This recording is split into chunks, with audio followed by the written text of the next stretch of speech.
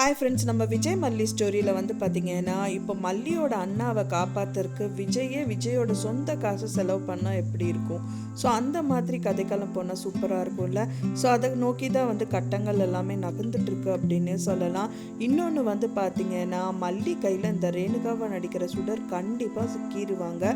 அதுக்கு வந்து 100% ஷேர் அப்படின்னு சொல்லலாம். ஏன்னா வந்து பார்த்தீங்கன்னா, ரேணுகாவை பொறுத்த வரைக்கும் இப்போ நடிச்சிட்டு இருக்க இந்த சுடரை பொறுத்த வரைக்கும் ஒரு லைனை போட்டிருக்காங்க. அதுக்கு மேலே பெரிய கோடில் வந்துட்டு அப்போ வந்துட்டு நடக்க ஆரம்பிச்சிருக்காங்க. இப்போ சின்ன கோடு அவங்களுக்கு கண்ணுக்கே தெரியல அப்படின்னு சொல்லலாம். ஸோ நான் எதை பற்றி சொல்கிறேன் அப்படின்னு வந்து பார்த்தீங்க அப்படின்னா, அவங்க வந்த எண்ணம் என்ன, அவங்களுக்கு வந்து சொத்து அந்த டெண்டர் அந்த மாதிரி எண்ணத்தில் தான் அவங்க வந்து கதிரேஷன் வீட்டில் என்ட்ரி கொடுத்தாங்க. பட் ஆனால் டெண்டரே வந்து கதிரேஷனுக்கு கிடச்சிருச்சு.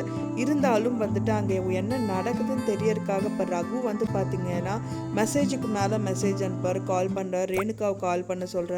ஸோ இந்த மாதிரி வந்து நிறைய விஷயங்கள் வந்துட்டு போயிட்டே இருக்குது.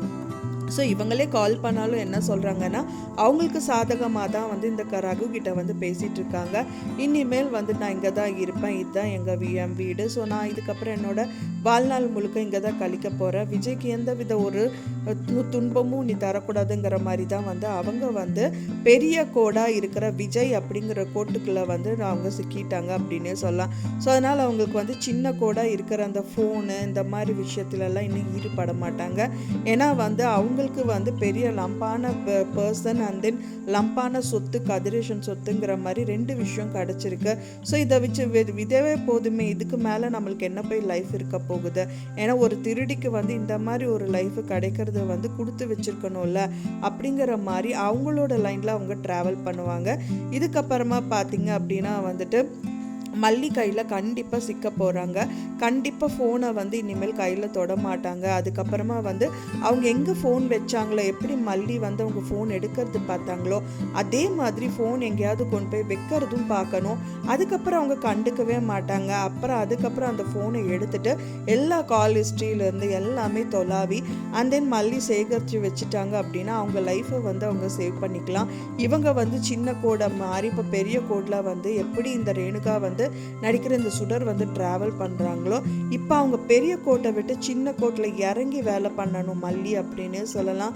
ஏன்னா வந்து இப்போ வாழ்க்கை அவங்களுக்கு ரொம்ப முக்கியம்தான் மல்லிக்கு. பட் ஆனால் வந்துட்டு இது யார்கிட்ட சொன்னாலும் யாரும் நம்ப போகிறதில்ல. ஆனால் அது ப்ரூவ் பண்ணால் மட்டும்தான் அவங்களோட லைஃப் வந்து திரும்ப அவங்க கையிலேயே கிடைக்குங்கிறதுனால மல்லி இந்த மாதிரி விஷயத்தில் ஈடுபட்டு தான் ஆகணும். ஸோ அதனால் அவங்க திரும்ப ஃபோன் எங்கேயாவது கொண்டு போய் வச்சாங்க செஞ்சாங்க அப்படின்னா மல்லி வந்து அந்த ஃபோனை எடுக்கிறதுக்கு கண்டிப்பாக ட்ரை பண்ணும். இன்னொரு பக்கமாக வந்து பார்த்திங்கன்னா, இதுக்கு முன்னாடியே வந்து பார்த்திங்கன்னா மல்லியோட அண்ணா வந்து கண்டிப்பாக ஹாஸ்பிட்டலில் இருக்காங்க. அவங்களுக்கு வந்து ட்ரீட்மெண்ட் பண்ணியே ஆகணும், மெயினாக ஆப்ரேஷன் பண்ணியே ஆகணுங்கிறதுக்காக அந்த காசுக்காக அலைஞ்சிட்ருக்காங்க. அதுக்கு வந்து பார்த்திங்கன்னா ராஜி வீட்டுக்கு வந்து இந்த விஜய் வந்து போகிறாரு. அவருக்காக போகிறது கிடையாது, மெயினாக மல்லியோட அண்ணாவோட உடம்புக்கு சரியில்லை. ஸோ அதுக்கு வந்து ஆப்ரேஷனுக்கு காசு வேணும்னு சொல்லி கேட்க தான் போனார். ஸோ அவங்க வந்து அவாய்ட் பண்ணி அனுப்பிட்டாங்க. ஆனால் அவருக்கே தெரியாதுன்னே சொல்லலாம். பட் ஆனால் வந்துட்டு அவர் கையில் வந்து அவரோட காசு வச்சே வந்துட்டு அவங்க அண்ணாவுக்கு வந்து செலவு பண்ணால் எவ்வளோ நல்லாயிருக்கும். ஸோ அந்த மாதிரி விஷயங்கள் அந்த மாதிரி கதைக்களங்கள் தான் திரும்ப போகுது அப்படின்னே சொல்லலாம். ஏன்னா விஜயோட சொத்து வந்துட்டு அவர் கையிலேயே தான் இருக்குது, எங்கேயுமே போகல அப்படின்னே சொல்லலாம். அவங்க வக்கீலை பொறுத்த வரைக்கும் என்ன சொல்கிறாங்க அப்படின்னா, என்னதான் விஜய் வந்து சைன் பண்ணியே கொடுத்தாலும் இது வந்து ப்ராப்பராக ரெஜிஸ்டர் பண்ணணும், ரெஜிஸ்டர் பண்ணல இல்லை. ஸோ அதனால் இது செல்லாதுங்கிற மாதிரி தான் சொல்லியிருக்காங்க. ஏன்னா ரெஜிஸ்ட்ரேஷன் பண்ணும்போது விஜய் கூட வரணும், அவரே கைப்பட வந்துட்டு ரெஜிஸ்டர் கிட்ட என்னோட சொத்துக்கள் எல்லாமே அக்காவுக்கு தான் அப்படின்னு சொல்லிட்டு அவர் வாய் மூலியமாக சொல்லி எழுதி கொடுத்தா மட்டும்தான் அந்த சொத்துக்கள் எல்லாமே வந்துட்டு உரிமை கொண்டாட முடியும் இந்த ராஜி. அதனாலேயே வந்து திரும்பவும் வந்து விஜய் சைடில் வர்றதுக்கு நிறைய பாசிபிலிட்டி இருக்குது.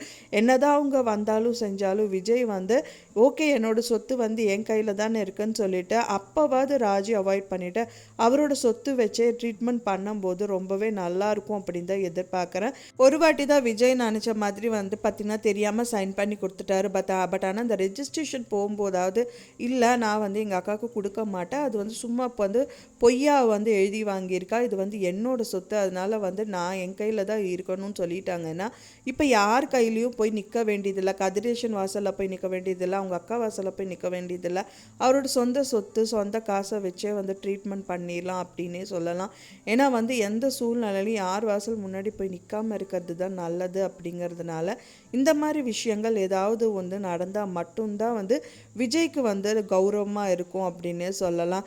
இன்னொன்று மல்லியோட லைஃப், விஜய் வந்து மல்லியோட லைஃப் தான். பட் ஆனால் இப்போ நிரந்தரமான மல்லியோட லைஃப் வந்து இந்த ரேணுகாவான சுடர் வந்து வீட்டை விட்டு போனால் மட்டும்தான். ஸோ அதுக்கான முயற்சியில் மல்லியும் மேற்கொள்ளணும்.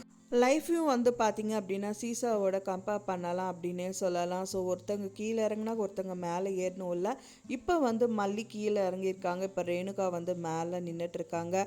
அவங்களுக்கே தெரியாது இப்போ வந்து இவங்க கீழே இறங்குவாங்க அப்படின்னு சொல்லிட்டு மல்லி திரும்பவும் அவங்கள வந்துட்டு கீழே தள்ளிட்டு மேலே ஏறணும். அதுக்கான வாய்ப்புகள் நிறையவே இருக்குது. அவங்க அண்ணாவோட லைஃப் வந்து ஹாஸ்பிட்டலில் எப்படியாவது விஜய் வந்து காசை புரட்டி கொடுத்துருவாரு. ஸோ அதுக்கப்புறம் அவரோட லைஃப் ஆப்ரேஷன் அது இது முடிஞ்சு எல்லாமே செட்டில் ஆகி வீட்டுக்கு வரக்குள்ளேயே மல்லி இந்த மாதிரி விஷயங்கள், அதாவது இந்த ரேணுகா வந்து ஃபோன் எங்கே வச்சாங்கங்கிறதெல்லாம் பார்த்து அதையும் கையாண்டுட்டு அண்ட் தென் வந்துட்டு அதில் இருக்கிறது எல்லாமே என்ன ஃபோன் நம்பர் என்ன இதுன்னு தெரிஞ்சுட்டு அண்ட் தென் வேற ஒரு காண்டாக்ட் நம்பரில் கால் பண்ணு, இல்லை போலீஸ் ஸ்டேஷன் போயிட்டு இது என்னன்னு தெரியல சார், இந்த மாதிரி எனக்கு ரேணுகா அவங்க மேலே டவுட்டாக இருக்குது, ஸோ இவங்க நம்பரை ட்ரேஸ் பண்ணுங்க அப்படின்னு சொல்லிட்டு போலீஸையே விட்டு கால் பண்ண சொல்கிறது.